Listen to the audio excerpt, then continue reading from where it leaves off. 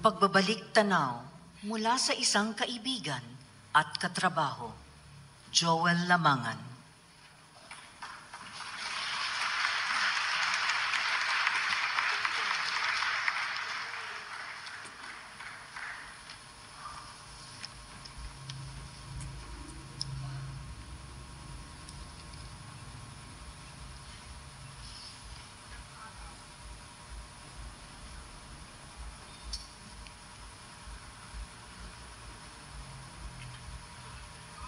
Magandang gabi po sa inyong lahat. Narito po ako para magsalita tungkol sa aking karanasan bilang isang katrabaho ni Nora Aunor sa pelikula. Si Nora Aunor ay naging kasama ko sa 6 na pelikula. Muling umawit ang puso, Bakit May Kahapon Pa, Flor Contemplasyon, Sidhi, Justisya, at isa pang bahaghari. Sa lahat ng pelikulang iyon, tinanghal siyang Best Actress o na-nominate bilang Best Actress o naging Best Picture at naging Best Director ako sa 6 na pelikulang iyon.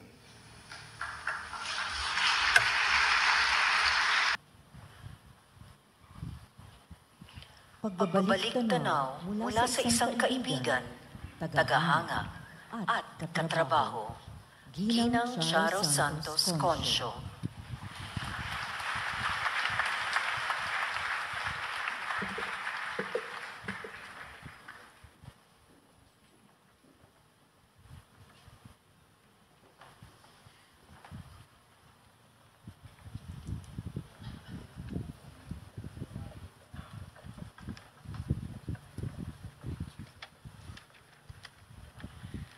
Walang himala, pero mayroong nag-iisang Nora Aunor. Ang kanyang tunay na buhay ay isang pagpapatunay na walang imposible. Kahit para sa isang batang nagtitinda ng tubig at mani sa rilas ng tren. Ang kanyang tunay na buhay ay nasalamin sa buhay ni na Elsa, Corazon, Delia, Flor Contemplasyon at marami pang iba. But Nora Aunor was even bigger than all her roles. Higit pa sa mga karakter na kanyang binigyan ng buhay, binigyan niya ng buhay ang pangarap ng milyong-milyong Pilipino. Kahit sa ang probinsya ka man manggaling, anumang hirap mo, Nora gave millions of Filipinos the most important gift, hope. Pag-asa. Kung kaya ni Ate Guy, kaya ko rin. Kabilang ako sa mga Pilipino na nakita ang sarili nila kay Nora. Una kong nakita si Nora sa telebisyon sa Tawag ng Tanghalan. Noon pa man, nabighani na ako sa kanyang boses at sa kanyang presensya, sa kanyang ganda. Hindi pa man alam ng bansa na siya ay magiging isang phenomenon. To me, she was not just a star. She was our superstar. Siya noon ay 14 years old, ako ay magdo-12 pa lang, at tulad niya, isa din akong probinsyana. Hindi ko pa tiyak kung ano ang gusto kong marating sa buhay. Ang sigurado lang ako, noon ako ay isang die-hard Noranian. Kami ng kapatid kong si Malu ay may makapal na scrapbook ng mga litrato ni Guy.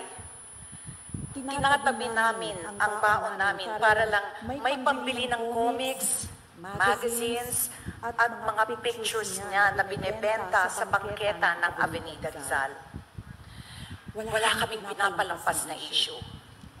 Minsan nagagalit ang mga magulang namin dahil bawal ang comics sa bahay at imbes daw na magpasa ng libro, ang binubuklat namin ay ang scrapbook at mga comics. Kaya tinatago namin ang mga ito sa ilalim ng kama at kapag tulog na silang lahat, kinukuha namin ng flashlight at paulit-ulit na binabasa ang mga article tungkol sa aming superstar. At syempre, pag may pelikula si Nora, pipila kami kahit Alas 8 pa lang ng umaga, kahit siksikan at kahit standing room only. Invested kami sa kanya. Kinikilig kami sa love life niya. Naiiyak sa mga pinagdadaanan niya. Nagagalit kapag may naninira sa kanya. Minsan sa eskwelahan, mayroon akong kaklase na sinabing, hindi daw bagay mag-artista si Nora dahil siya daw ay maitim. Alam niyo na ang nangyari. Ginera ko ang kaklase ko. Walang voice. Bawal magsabi ng hindi maganda ang aking superstar. At milyon-milyon kaming katulad ko para kay Nora. Tuwing may mga pagkakataon ng paglabas niya sa mga TV shows at iba pang mga personal appearances, dagsaan lahat kaming mga fans na kilig at mangiyak-iyak kasi nakita namin si Nora nakangiti at kumakaway. May mga fans na umaakyat ng bakod, hinihimatay, nag-aalay ng kwintas na sa bagita hanggang wala nang makita sa leeg ni Nora Honor. We were called the Bakya crowd. And we were proud of it. Dahil may superstar kami na isa sa amin. Philippine showbiz has never seen that level of adulation until Nora came, and never again after Nora. Gayunpaman, si Ate Guy ay nanatiling simpleng probinsyana at heart. Walang attachment sa glamour, fame, or wealth. Ang naging mahalaga sa kanya ay ang kanyang dedikasyon sa kanyang craft dahil yun ang kanyang sukli sa pagmamahal ng kanyang mga tagahanga. Napapanood natin siya hindi bilang isang artista, kundi isang tunay na tao sa mundo ng kanyang karakter na ginagampanan. Hindi siya takot magpakita ng kahinaan. Hindi siya takot pumangit. Maaari ring hindi takot sa sasabihin ng mga kritiko o detractors. Binibigay niya ang lahat. Si Nora nga daw ang nagpauso ng mata-mata acting. Mata pa lang, patay ka na. Sa Himala, ako ang producer at siya naman si Elsa. Unang beses ko siyang nakatrabaho sa movie na ito at nakita ko kung paano ang katahimikan niya ay mas malakas pa sa sigaw. Walang camera tricks, walang mabigat na musical scoring, walang kaartehan. Pero nung pumasok na ang eksena, ayan na, ibang Nora na. Biglang lumalim ang tingin o nag-iba ang paghinga o konting impit ng boses. She didn't act. She transformed. Ang gumaganap kay Nora ay hindi mukha o katawan, kundi ang kaluluwa. There is something about her that cannot be explained by technique alone. She is raw. She is real. She is magic. Her madness. Alam mo may pinaguhugutan. May lungkot. May apoy. May madness. But within that madness, there was genius. And when she is in her element, when the camera starts rolling, she is unstoppable. Himala was very memorable for us. Isa ito sa piling-piling projects ng experimental cinema of the Philippines noon. At ito rin ang kauna-unahang pelikulang ni-restore ng sagip pelikula ng ABS-CBN. Award-winning ang mga roles sa pelikula ng ating minamahal. Pero para sa akin, makulay din ang daigdig ni Nora. Maraming dramang pinagdaanan, maraming kabaliwan, maraming tagumpay, at marami ding lungkot at kwento ng paghihiwalay.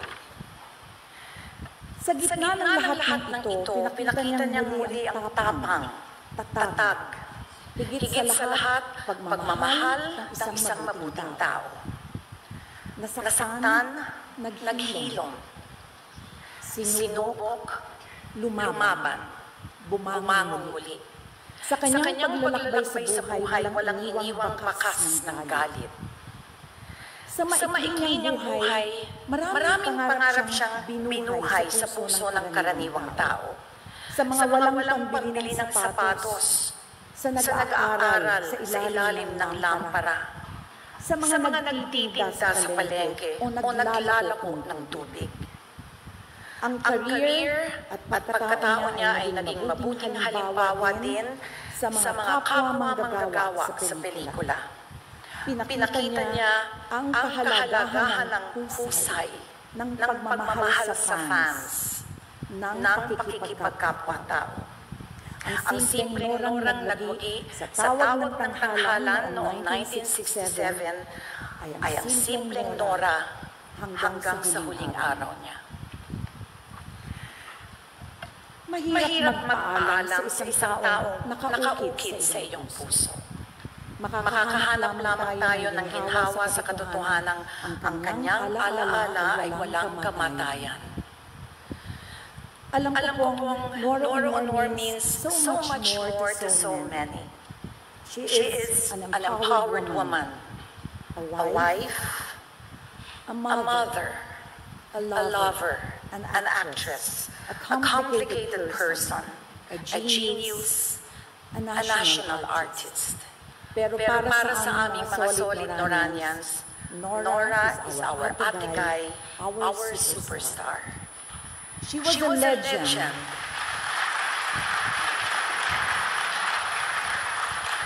She was a legend while she lived. She will be immortal after she died.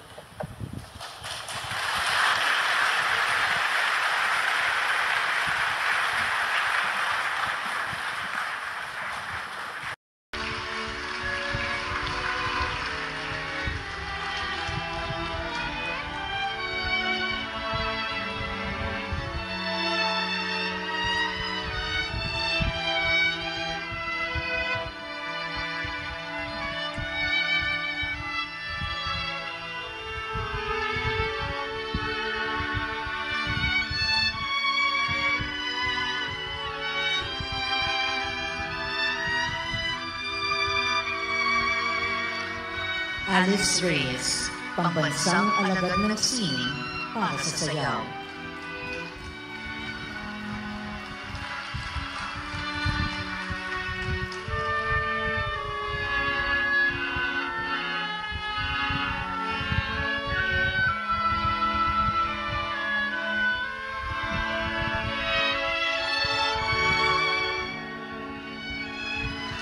Ramon P. Santos, pambansang alagad ng sining para sa musika.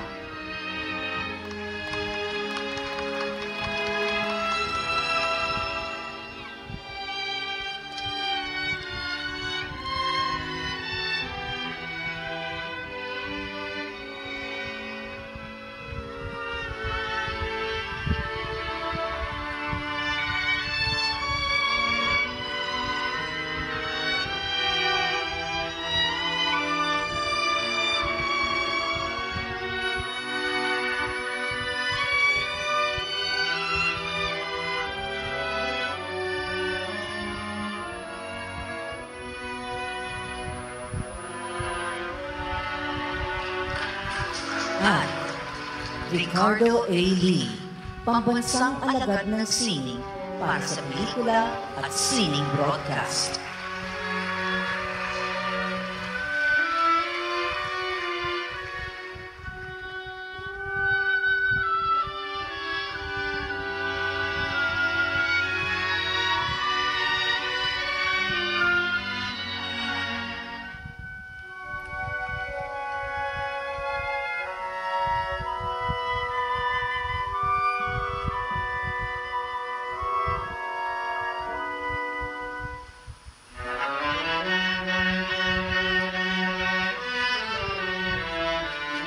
Pambansang alagad ng sining para sa pelikula at sining broadcast, Ricardo A. Lee.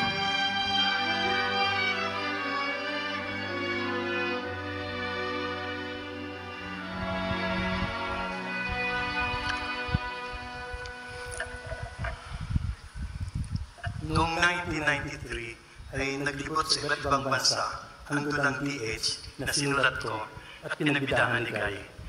Nagpunta kami sa Central Park sa Hong Kong. Daan-daang DH ang nandoon. Halos bawat isa ay niyayakap ni Guy, kinakausap, kinukumusta kung ano na mga problema nila. Noong paalis na kami, lumingon ako at nakita kong tumatakbo sa kalsada ang mahigit 10 DH, lumuluha habang humahabol sa van. Naisip ko, bakit ganito ang epekto ni Guy sa mga tao? Bakit sila umiiyak? Alam ko kung bakit. Dahil nakikita nila si Guy sa kanilang mga sarili. Sila si Guy. Una kong nakilala si Guy nang gawin namin ang himala. Noong gabi, bago ang shooting ng finale, kung saan sinabi niyang walang himala, nirevise ko ang buong monologue. Sinabi ni Isma kay Guy, 1 take lang tayo bukas dahil 3,000 extra at 8 ang camera. Opo, direct, sabi ni Guy. Kinabukasan ay dineliver ni Guy ang monologue sa harap ng libong mga tao na karamihan ay Ilocano at di naiintindihan ang sinasabi niya. Pero nasa puso ni Guy ang masa. May paraan siya ng pagkonekta sa kanila na hindi laging nangangailangan ng mga salita. Naging matalik na kaibigan ako ni Guy nang gawin namin ng Andrea, paano ba ang maging isang ina, na siya ang producer. May nagpasabi kay Guy na makakapasok lang daw ang Andrea sa Metro Manila Film Festival kung babaguhin ang ending. Doon kasi sa ending ay binaril si Andrea ng mga sundalo point blank sa ulo. Dapat daw ay nagtatangkang tumakas si Andrea kaya sa binaril. Huwag na lang natin isali kung babaguhin ang ending, sabi ni Guy. Nanindigan siya at tinanggap pa rin ng Andrea kung saan naka-grand slam siya as Best Actress. Rebelde si Guy. Sa loob ng 7 dekada ay nilabanan niya ang status quo. Binago niya ang kolonyal na pagtingin nagsasabing mga mapuputi lang at matatangkad ang maganda sa puting tabing. Ginampanan niya ang papel ng mga babaeng palaban at makatotohanan. Naging mother siya, bilanggo, lesbian, NPA, OFW, kabit, anak na naging kaagaw ng ina sa pag-ibig, alalay at say, kontrabida, Muslim, igorota, binokot, may demensya, mamamatay tao. Sa isang panahong hindi tanggap ng mga tao na namamatay ang bida sa ending, namatay siya sa 3 taong walang Diyos, himala, nakaw na pag-ibig, Andrea, floor contemplation, at iba pa. Marami siyang binasa at binagong paniniwala. Ipinakita niyang mahalaga ang nararamdaman ng mga taong nasa gilid ng lipunan. May mga boses na kailangang pakinggan. Pinili niyang huwag lang maging superstar, kundi maging isang tunay na artista ng bayan. Nilagyan niya ng hugis ang ating mga damdamin. Binigyan niya ng direksyon ang ating mga aspirasyon. Binigyan din niya tayo ng pag-asa at tinuruang pwede tayong lumaban upang matupad ang ating mga pangarap. Ipinakita niya sa atin ang kapangyarihang hindi natin akalaing meron pala ang ordinaryong tao. Ginawa niyang totoo ang ibig sabihin ng sining. Minsan, nang tanungin ko si Guy kung bakit laging malungkot at puno ng damdamin ang mga mata niya, sabi niya, pinaglihi daw kasi siya ng ina niya sa Mater Dolorosa, yung birhen na may 7 punyal sa puso. Kaya siguro kahit na nakatawa siya, sa mga mata niya ay may lungkot pa rin. Puno ng kontradiksyon si Guy, simple pero komplikado. Laging nakangiti pero sa loob ay maraming takot. Sobrang mahiyain pero sentro ng atensyon. Napakataas at nasa pedestal pero napakadaling maabot. Isang taong ordinaryo na extraordinaryo. Sa loob ng halos 7 dekada, tayong mga ordinaryong tao ay ginawa rin niyang extraordinaryo. Kaya siguro madalas ay di natin malaman kung anong gagawin sa kanya. Hahangaan lang ba natin siya, sasambahin, gagayahin, pag-aaralan? Bata pa man ay inangkin na natin siya. Hiningi natin ang boses niya, ang buong buhay niya at ng pamilya niya, ang katahimikan niya. Pinakialaman natin bawat galaw niya. Hiningi natin maging ganito siya, maging ganoon siya. Binansagan natin siya ng kung ano-ano. Tinanggalan ng boses hanggang hindi na makakanta. 2 beses na pinagkaitan na maging national artist. Iniwasan ng maraming producer dahil marami daw sakit. Mahirap daw makatrabaho. Kalat na kalat ang mga kwento kung gaano kagalante si Guy. Kapag may nangangailangan, pautangin niya agad. Ang sweldo niya sa lahat shooting day ay pinamimigay niya sa crew at iba pang mga tao sa set. Namigay siya ng pera sa mga preso nung shooting ng Floor Contemplation. Hindi naging madali ang buhay ni Guy nitong mga nakaraang taon. Marami siyang sakit at naghirap siya, halos walang mga ari-arian. Pero hindi pa rin siya tumigil ng pag-iisip para sa kapakanan ng iba. Gusto niyang magtayo ng isang foundation na tutulong sa mga fans at iba pang nangangailangan. Buong buhay ni Guy, nagbigay siya ng nagbigay hanggang sa halos wala nang natira sa kanya. At tayo, dahil nasanay na tayong siya ang bigay ng bigay, madalas ay nakakalimutan natin na siya man ay may mga pangangailangan din. Kaya sa gitna ng ating pagdadalamhati ngayon, gusto natin sabihin sa kanya, Guy, sa ngalan ng milyon-milyong mga taong pinupaw mo, niyakap mo, pinahid mo ang lupa, binago mo ang buhay, tanggapin mo ang aming walang hanggang pasasalamat. Nagpapasalamat kami na nabuhay kami sa isang panahong naririto ka. Minsan lang mangyayari ang isang Nora Honor. Pero di pa tapos ang kwento mo. Nagsisimula pa lang.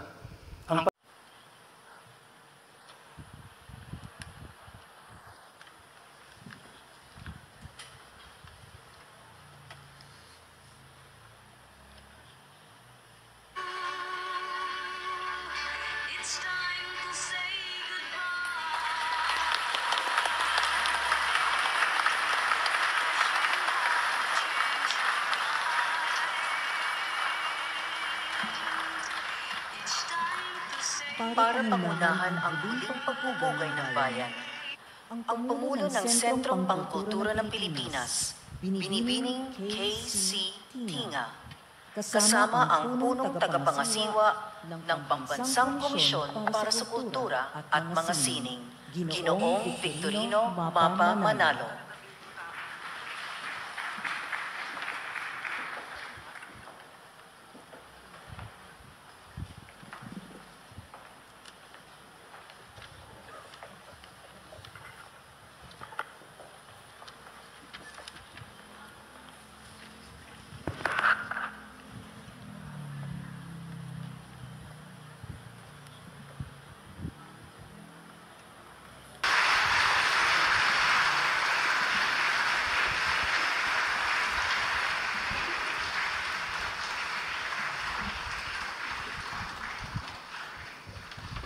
Walang himala.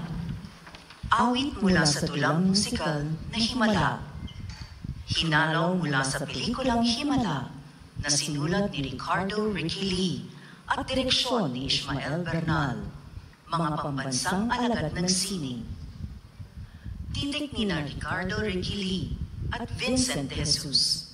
Musika ni Vincent de Jesus at areglo ni Jude Edgar Caballero Balsamo. Aawitin ni Aisel Santos Zambrano at ng Philippine Madrigal Singers, kasama ang Philippine Philharmonic Orchestra sa pagkumpas ni Jude Edgar Caballero Balsamo.